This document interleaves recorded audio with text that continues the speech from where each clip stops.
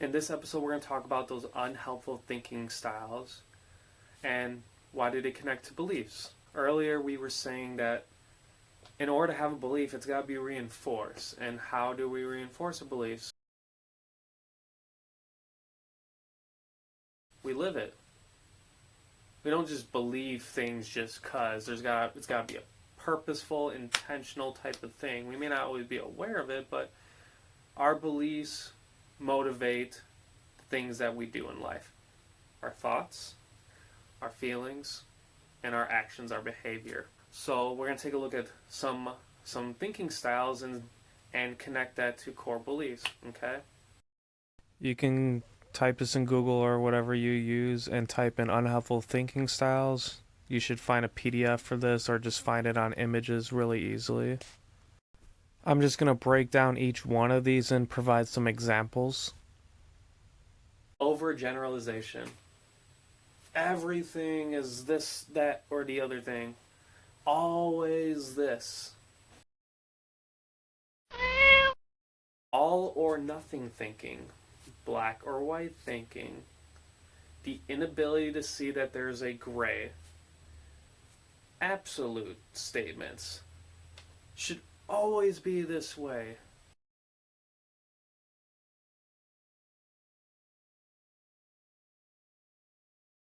Mental filters.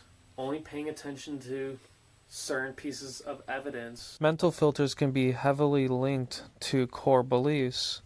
If we believe some type of way, we may block out certain evidence if it doesn't align with our belief about that situation. Make sense? Disqualifying the positives. Again, life isn't always rainbows and sunshine, but sometimes positive things happen and we just kind of say, no, that doesn't really count. Yeah, no, we're not going to acknowledge that.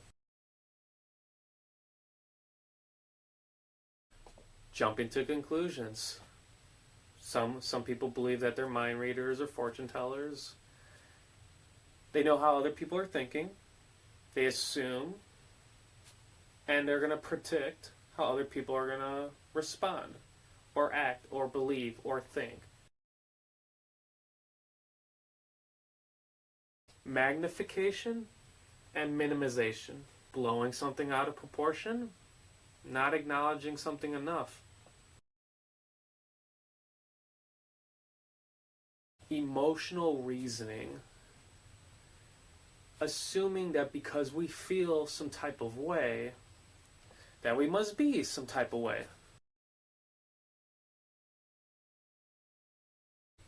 Well, I feel embarrassed. I must be an idiot. That's how I feel. Should, must statements. Similar to all or nothing thinking. They should be doing this. They must do that. And when those shoulds and musts don't happen, we'll get frustrated. Labeling. This is a big one in the mental health world. When I think of labeling, I think of stigma, I think of schema theory, I think of putting people into a box, and that's not always fair or even accurate, especially people that describe themselves, oh, I'm so ADHD, or they're so bipolar. I really encourage folks to consider the language they're using and how they're labeling folks.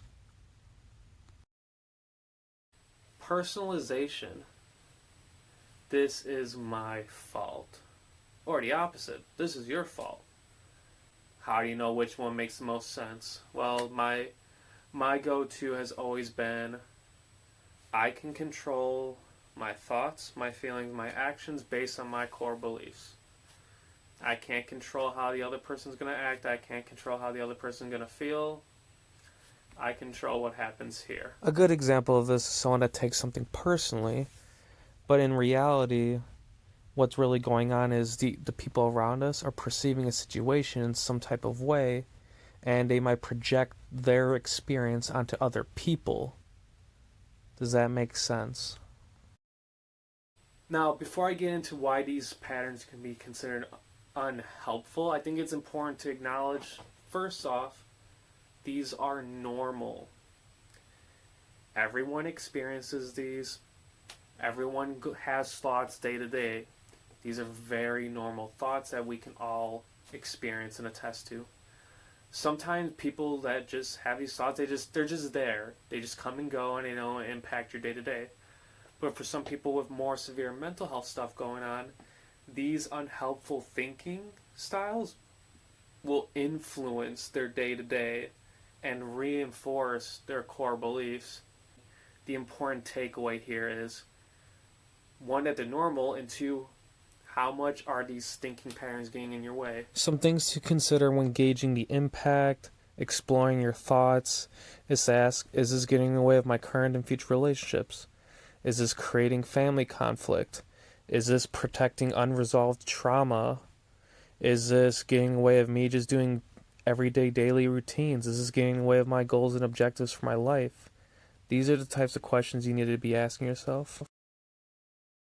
Now let's make it a little bit more complex, a little bit more gray. Let's talk about people. Let's talk about relationships.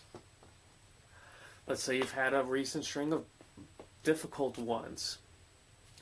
Maybe you weren't the most healthy relationships. Maybe there was some trauma involved. Maybe there was just some unresolved issues that you're having, and now you've created thinking patterns that associate yourself with people and relationships.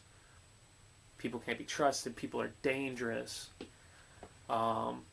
People have bad intentions. Things like that. So you force yourself in isolation.